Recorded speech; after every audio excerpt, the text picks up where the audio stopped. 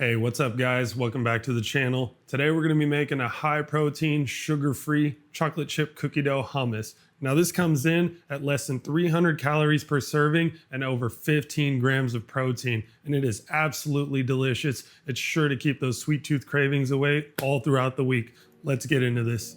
For our first ingredient, we're going to go with 1 pound of dried garbanzo beans. When these are cooked, it'll equal about 3 cans of garbanzo beans. So if you are using cans and you only want to make a third of the recipe, just go with 1 can and adjust the rest of your ingredients accordingly. It should be easily divisible by 3. Next, we're going to go with a total of 3/4 of a cup of any 1-to-1 sugar alternative. I'm using half a cup of brown sugar and 1/4 cup of white sugar alternative. Now, I'm using a more expensive brand called Swerve, which is an allulose blend, but feel free to use erythritol, sucralose, or monk fruit if you want, whatever you prefer. Next, we're going to go with 3 scoops of whey protein powder. I'm using vanilla flavor. Vanilla is going to go well with this recipe, but you could also use unflavored. I really wouldn't use anything else. And also feel free to double up on the protein if you need a more protein rich recipe. Now we're going to use 3/4 of a cup of roasted cashews. And if you are looking to reduce the amount of fat and calories in this recipe, you can use half as many cashews. Just be aware that it won't be as delicious and creamy in the end product, but it'll still come out pretty good. Next, we're going to use 3/4 of a cup of sugar-free chocolate chips. Feel free to use your favorite brand. I'm using Bake and Believe from Costco. It's the best price point that I've found, and the flavor's pretty good. Next up, we're going to use 6 teaspoons of vanilla extract. Now, if you didn't use a vanilla flavored whey protein, go ahead and double up on this amount. And last but not least, we're using 1 teaspoon of salt. Feel free to adjust more later on in the recipe while you're tasting it.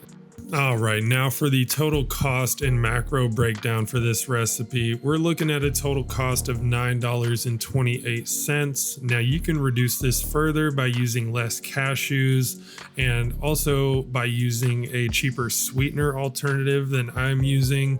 I'm using Swerve brand, which is relatively expensive compared to other sweeteners, so feel free to adjust if you need to based on your budget.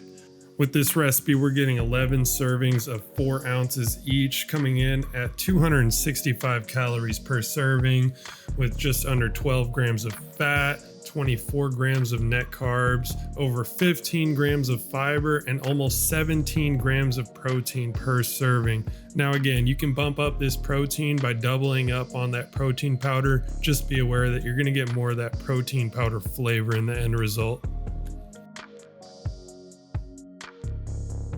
All right, this is my secret weapon when it comes to dealing with dried beans. This Instant Pot pressure cooker is going to eliminate the need to soak beans overnight and deal with the slow cooking process. The only steps needed are going to be to rinse the beans well and then just toss them into the Instant Pot and pressure cook them on high for 50 minutes. This tool alone has saved me countless hours in the kitchen. I'll go ahead and drop an affiliate link below so you can get one yourself on Amazon if you don't already have a pressure cooker. This link doesn't cost you anything to use and just provides me with a way to earn a small portion as commission. Alright, once you've got your beans all cooked, go ahead and strain them in a colander. And what you're going to want to do here is just rinse them off with cold water. You're going to get as much of that extra bean flavor off of this as possible so we can get a much cleaner taste that really highlights the vanilla and sugary aspects of this dish. Another added bonus of this step is that you're going to be cooling down the beans enough so that when you're blending them, it doesn't come out too hot and steamy, as well as just agitating these beans throughout this process is going to help the shells come off of the garbanzo beans. And this is totally optional, but if you wanted to remove the shells from this, it'll lead to a smoother, creamier finished product. However, if you don't mind the extra fiber and a little bit of grittiness from the shells, go ahead and leave them all on. Now, to take off the shells, just kind of agitate them a bit more in that colander. Fill this tub up with water, shake it around a bit, and the shells will kind of naturally float to the surface of the water. So you'll just kind of repeatedly skim off the top portion of that water and get some of those shells off of there.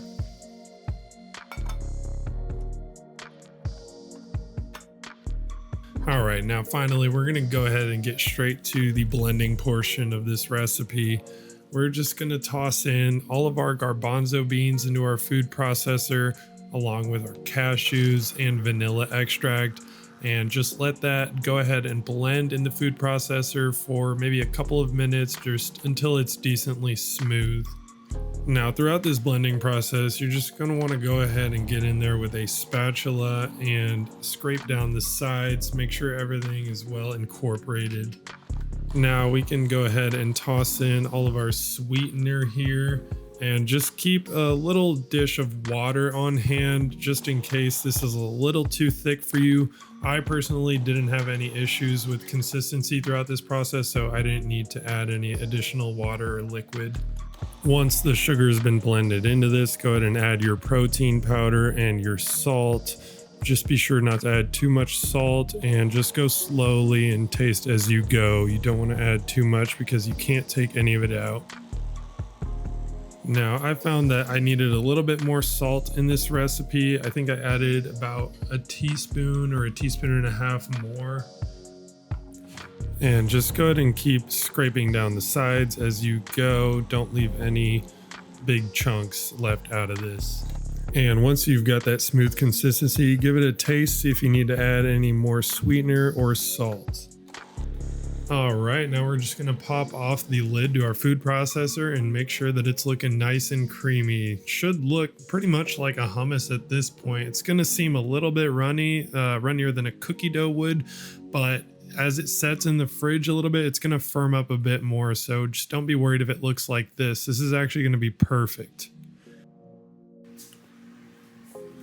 Okay, now that it's fully blended and smooth, we can go ahead and transfer this into our Tupperware or other container.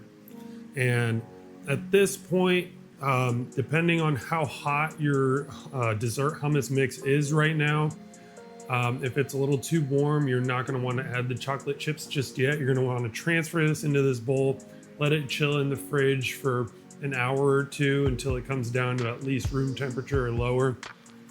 And then you want to add your chocolate chips so that they don't melt. So this is a little bit warm right now, so I'm going to go ahead and transfer this and put it in the refrigerator for a while, and then we'll come back to it later and add in those chocolate chips. Now, this is going to seem a little bit of a thin mix for cookie dough. Don't worry, once it sits in the fridge for a little while, it will thicken up. We'll have more of that cookie dough consistency.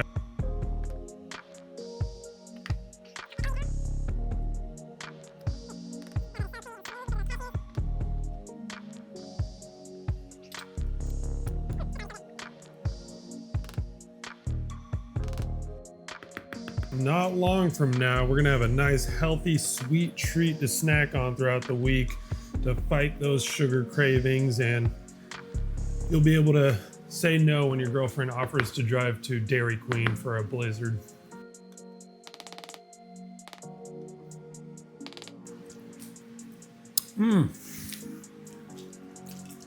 Oh my God. God, I love that already.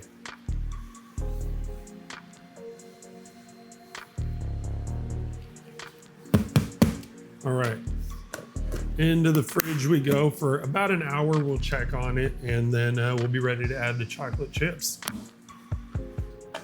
All right, now that we've got our cookie dough hummus nice and chilled, we can add these chocolate chips without them melting. I also went ahead and popped these in the refrigerator during the time that this was in the refrigerator, just so that if there is any residual heat in there, that they should be cool enough to not melt at all. Now we'll just dump these in and give them a stir.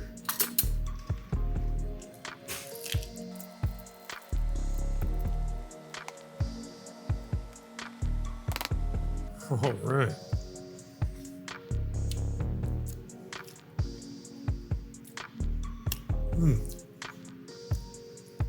Oh my God.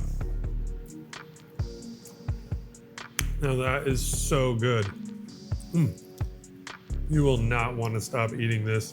But lucky for you, it's full of protein and is way less calories than a traditional cookie dough. Sugar-free, high protein, full of good fiber. This is incredible. All right, y'all. Let me know in the comments if you tried out this recipe and you liked it. Make sure to hit that like button, subscribe, and share this with your friends who've got a sweet tooth. I'll catch you in the next one. Bye.